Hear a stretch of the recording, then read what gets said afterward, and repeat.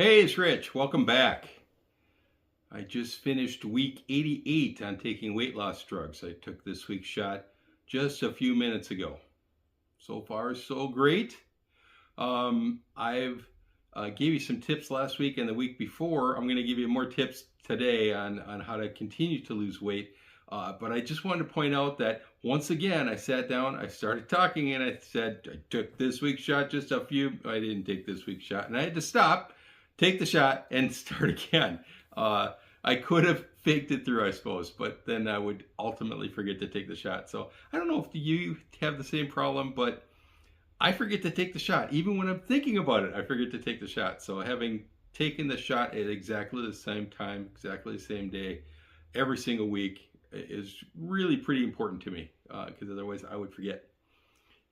Anyhow, let's talk about this week, and I wanted to give you 4 tips for continuing to lose weight on GLP-1s and GIPs. I'm on the tirzepatide, but also there's the semaglutide drugs. So I'm taking Mounjaro, as you know. I started that in the last week of November. It's now pretty much the last week in February, so roughly 3 months.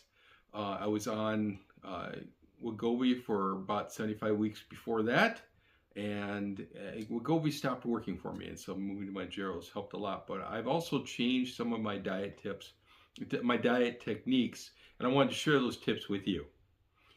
The first thing is, and I talk about it all the time, but you have to talk about it, is I really prioritize protein. Protein is what makes me feel full. And it's also, I think, the hardest thing to get into your system and maintain the right amount of calories. So I'm trying to work at a calorie deficit, but not too much of a calorie deficit. And boy, when you start moving the dials, to me, it's really hard to get enough protein. So I've really prioritized that. I typically shoot for 150 grams of protein, which to me is a lot. I think if you were to look, you would probably say, boy, you may be hitting something closer to 100. I've seen a lot of videos, a lot of doctor videos saying, if you can hit 100, you're doing really good. A little bit less for women, a little bit more for men, but right around 100 is a good target. Well, I'm shooting for 150 because I think that I need that. I think that taking these drugs, I've noticed that I have lost muscle mass. I have. And partly it's just because I'm now almost 2 years older. I'm getting to be an old guy, but I think also because I'm losing weight and I'm not eating as much as I did. So really have to prioritize protein so I don't lose as much muscle. And remember, the reason you want to do this is not just so you look buff when you're in a Speedo, but don't have that image in your head. But also because that's what keeps your metabolism going. That's what causes you to lose more weight. The skinnier you get and the less muscle you have, the harder it is to continue to lose weight. And I think that's maybe what I was stumbling upon a little bit, as I wasn't keeping my muscle mass up and my whole metabolism slowed down. So I readjusted and I'm doing that. The second thing is I'm really focusing on things with a lot of fiber without a lot of volume. So before, I would eat a killer salad. And when I say a killer salad, I mean I would eat a head of lettuce, or eat a head of romaine lettuce, or maybe 2 of them, right? Because you could eat and eat and eat. There wouldn't be very many calories, and you could really feel full, and it would be great.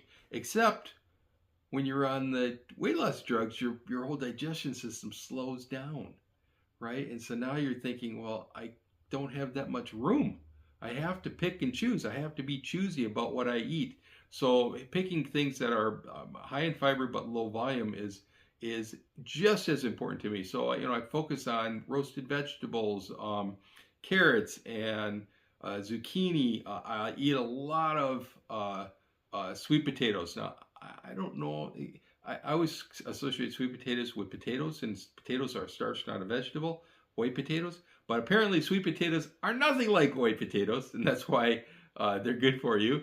And so I really, when given the choice of a white potato, a russet or a yolk gold or whatever, and a sweet potato, I choose a sweet potato every time because first of all, I think it tastes better. It's got a lot more taste without adding a lot of toppings and butter and chives and sour cream and bacon and all that stuff that you add to a regular potato. I don't find I have to add anything to a sweet potato. No butter or anything. It's just so delicious. but also it really does make me feel full, satiate me. So that's what I do. The another thing I do is I really try to put my food in containers that are the right size and maybe even compartmentalize a little bit.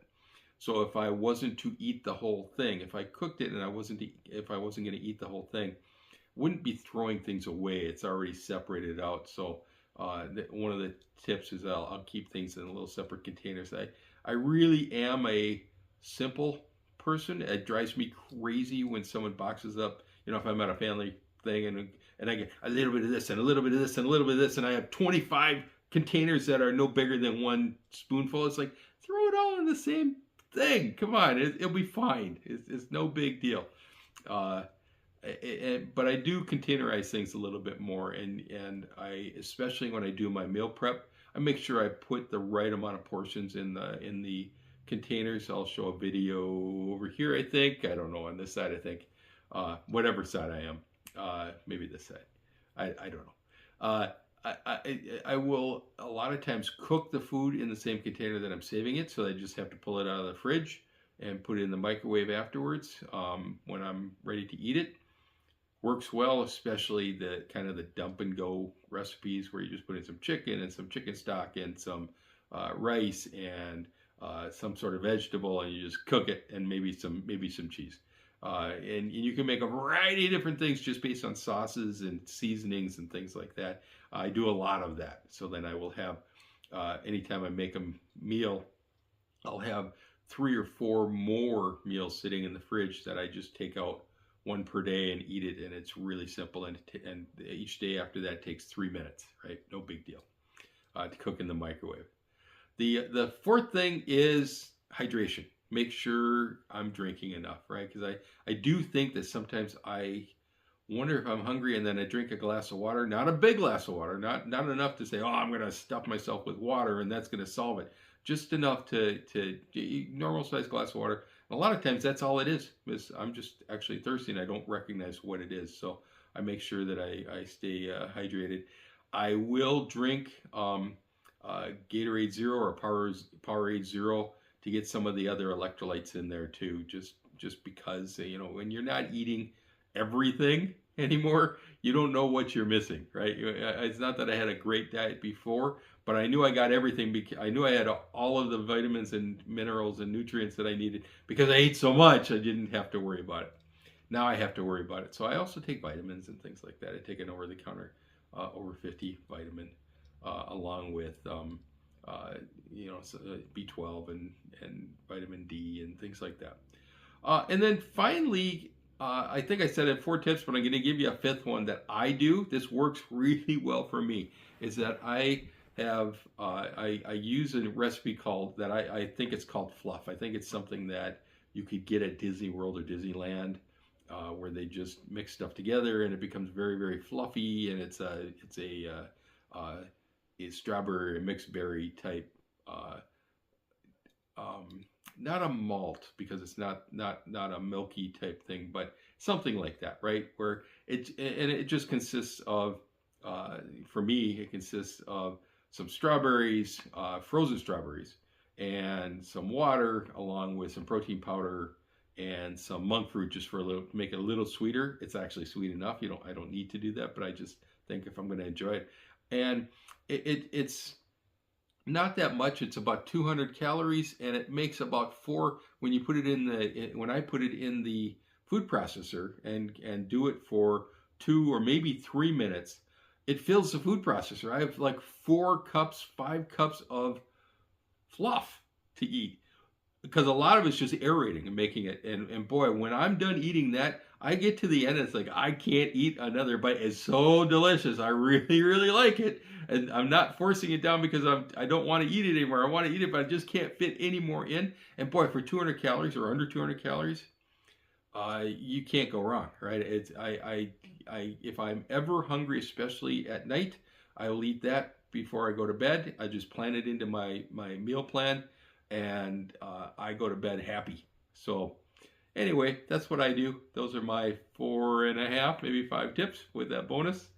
So I hope that helps a little bit. Um, anyway, let's talk about something more fun. The other day, I woke up and I thought I was in a sweat. I thought I was late for work, and then I realized I was at work. No, you know, the people at work, they've been noticing I've been losing weight, and some of them are comparing me to Brad Pitt. They'll say things like, "You look nothing like Brad Pitt." I think they're funny. I don't care what you say. I think they're funny. Anyway, how did I do this week?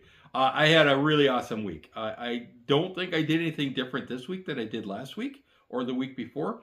I think that as far as I've read and understand that sometimes your body fights back a little bit, says that those fat cells want to hang on to their fat. And if you just keep plugging along, eventually they're going to say, I give up. I will give you your fat back and let it go. So this week I lost 5 pounds. Awesome. That's at the tippy top of where I want to lose in a particular week. I don't want to lose any more than that. I wouldn't want to lose 5 pounds every week, but 5 pounds once in a while really feels good. It's a good feeling. That brings me to a total of loss of 42 pounds since I've switched to Manjaro, which is just about 3 months ago now, and a total of 129 pounds overall since I started this last year ago, June. So I'm doing pretty well. I'll see you next week.